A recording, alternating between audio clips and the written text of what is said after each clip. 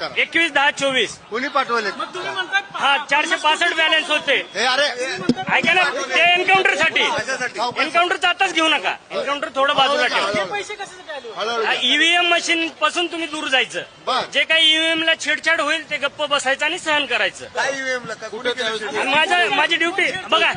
तुम्ही 4-5 कासल्यांनी पुरावा दाखवलाय. मतदानाच्या दिवशी 10 लाख रुपये त्याच्या अकाउंटला जमा झालेत असा प्रश्न विचारा. आणि त्याच दिवशी त्यांना तिथे ड्युटी होती ईव्हीएम जवळ, तिथून का काढलं?